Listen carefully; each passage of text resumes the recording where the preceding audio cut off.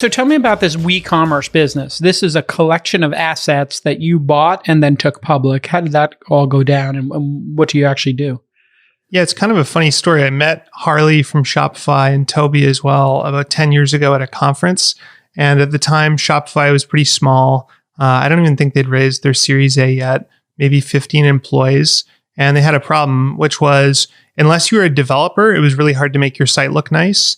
And so they'd built a templating language, and they basically wanted us to come in and be their first partner and bring great design to the platform so that with one click, anyone could install a theme and make their Shopify site look beautiful.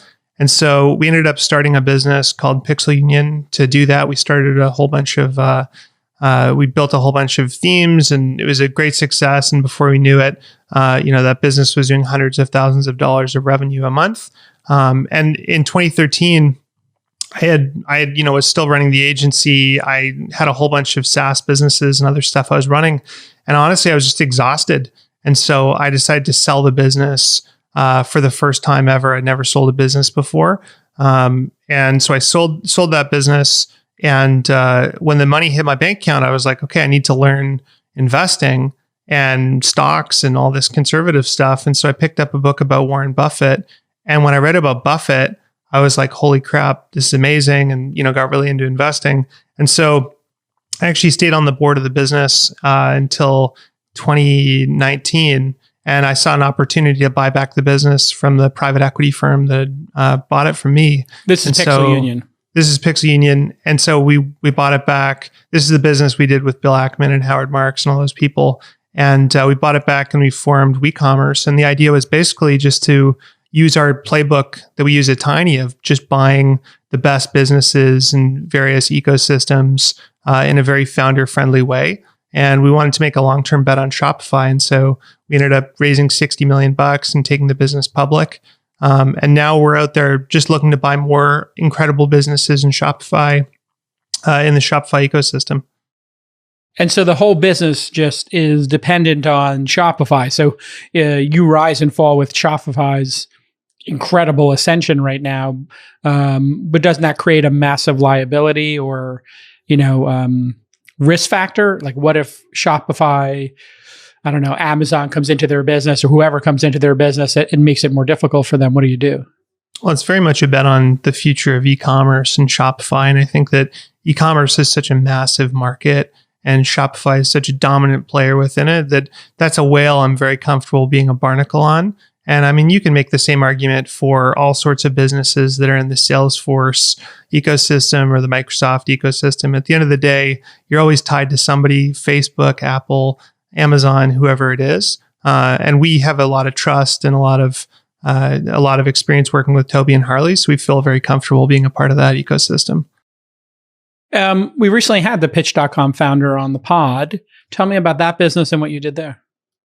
Yeah, Christian's amazing. So Christian and I were actually competitors. So one of my first businesses I started was a business called Flow, which is a task management software product for teams. And Christian was my mortal enemy. We started at the same time. He had Wunderlist. And one day I was in San Francisco and he happened to be there too. And so we decided to meet up for a coffee. And I walked in expecting to stare him down and kind of glare at him. And we just hit it off. He was such a nice guy. And we've been friends ever since. And I don't know if your audience knows, but he sold the business to Microsoft.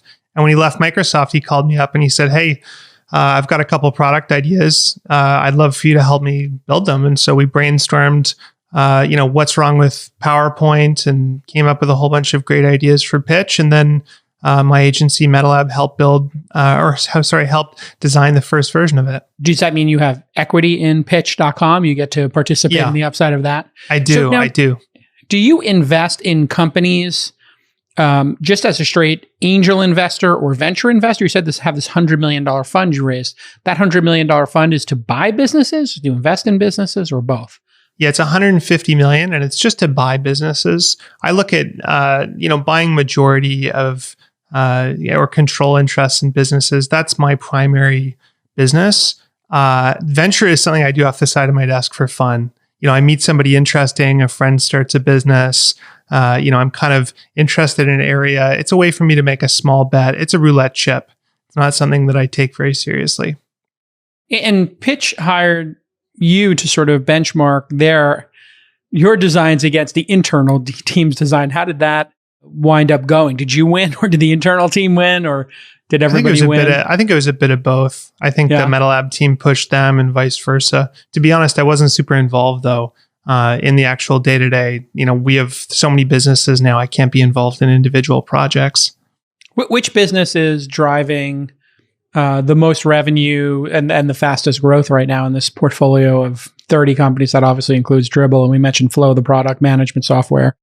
We work remotely. You bought from Jason Fried and David Hammeyer Hansen over at 37 Signals. I know that business was doing well as well. What business is doing the best right now, objectively? Well, when we started, we just had the agency that was profitable, and we slowly started diversifying. And up until probably 5 or 6 years ago, the agency was still the largest thing. And now what we're seeing is a lot of the other businesses are reaching maturity, and we're much more well diversified. And I would say, Dribbble, since we acquired it, we have, I think, 10 or 12x the revenue in 5 years. So we're incredibly excited about what's happening there. And there's lots of amazing growth stories within. We work remotely. I think we've 10x that business. What is the footprint of a business like Dribbble? Is it $100 million in revenue, $50 million in revenue? What's the ballpark? It's tens of millions. Tens of millions. And when you bought it, what was it at? Everybody knows Dribbble is a place, just single digit millions. Wow. And so somebody was running Dribbble as a side hustle or as a business, and they just ran out of steam running it. How do you wind up buying something like that? Well, I think you talk to any founder in year one and they say, I love my business. I'm in it forever. I'm going to run it till I'm 80. And then you talk to them year 5, year 6, especially if their business has done well and they've took some chips off the table. Often they kind of start to slow down. Often by year 8, 10, they're kind of exhausted. They want to do something new. They've got some new ideas. And that's kind of where we come in. So with Dribbble, for example, founders have been doing it for about 8 years. They were a designer and a developer, and they really loved building the product, but they didn't love doing marketing, HR, support. They felt like they couldn't go on vacation, and they were just kind of exhausted. And so we basically came to them and we said, look, why don't we buy 80%? You guys keep 20%, and we'll fight really hard to make that 20% worth way more than, if you'd own the whole thing. And I think we've been successful in doing that. And then what is the outcome for a business like that? The market is incredibly hot right now. Are you thinking about putting more things together and taking them public, since there are SPACs and the Canadian market seems to be a little bit easier to go public on? Companies can be smaller and go public on the Canadian market. Is that right? Explain the difference between the two markets. Well, in Canada, you can take a business public a lot earlier. The regulatory environment is a little less aggressive. There's what's called a venture exchange here, where you don't have to do quite as much regulatory approval and all that kind of stuff, and then you can graduate to being like a big board kind of company.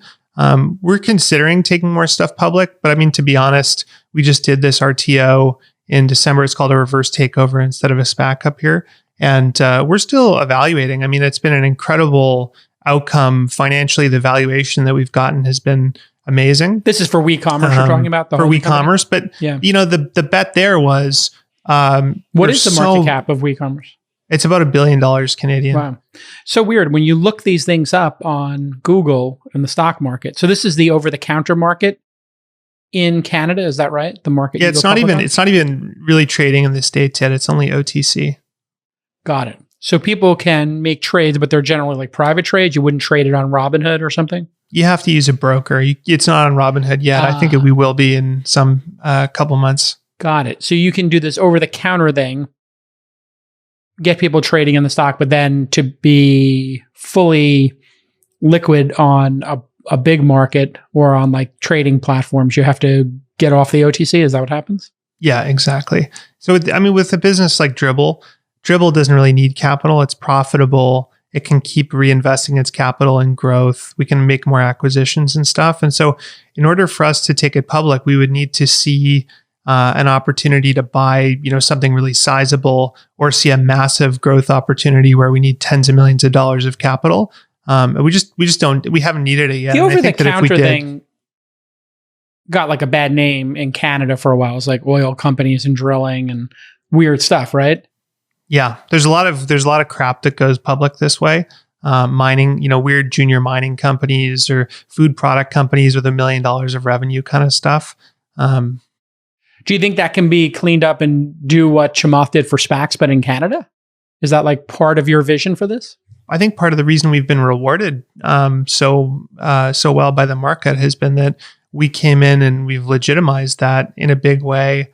There were already sizable companies going public via reverse takeover. But the fact we're bringing investors like Bill Ackman and Howard Marks and Ryan Graves to the table, I think really bolstered it. And we had a business that was in a extremely hot space, Shopify, e-commerce, SaaS, and we had a consolidation play. I think people are really excited about it because of that. And what was the revenue footprint there for something like WeCommerce? I think at the time we took it public, we're at maybe a $20 million run rate. Wow. And so it's obviously doing a little bit better now, I would assume, but 50 times revenue, pretty amazing for a valuation. Yeah, we try and ignore the valuation, to be honest. Like, it's kind of a distraction. We're just focused on making good investments and putting one foot in front of the other. Do you like the ad-based businesses, or are those challenging for you to run? It seems like a lot of your stuff is subscription-based and membership-based, but do you like the ad business as well? Well, no, we actually looked at Morning Brew and The Hustle and many other newsletter businesses. And I think they're incredible businesses. They're like the modern day newspaper. But the issue I always had with them is that at the end of the day, ad rates can change.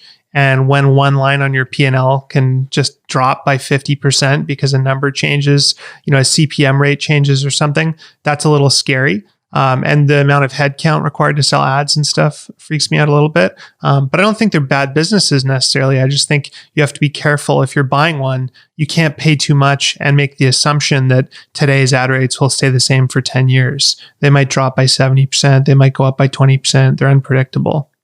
Got it. Yeah, it's super tied to what's happening in the market. And so Hustle, that sold to HubSpot for something like $30 million or something. Did that include Trends.co, or was that two separate businesses, I wonder? And then Business Insider bought Morning Brew, is that right? Yeah, I think that encompassed everything. Including Trends. They're great. I love the founders of both those businesses. They're phenomenal businesses, and I think they got great deals. So I'm super excited for them. 30 million is a great deal. Yeah. It felt like Trends was doing maybe $10 million in business. What was it doing, do you think? I don't know. It must have been millions of dollars in business. So maybe they got 5 times revenue if they were doing 5 million. I can't. I was under NDA. Right. But you should have Sam on. It looks like Trends was at 2 million is what Sam reported recently. One of my researchers told me. So that's pretty good. And then Hustle, maybe a couple million, and then 10 times revenue. That makes sense. What did Morning Brew get sold for, I wonder? I don't know. It was publicly reported at 60 or something. Oh, okay. 75 million, I heard. Yeah. So that's pretty amazing. I wonder what they broke 10 million in revenue, I think, in ad revenue. I'm not sure. But you think subscription businesses are better than ad businesses? Those are the preferred ones you like to buy?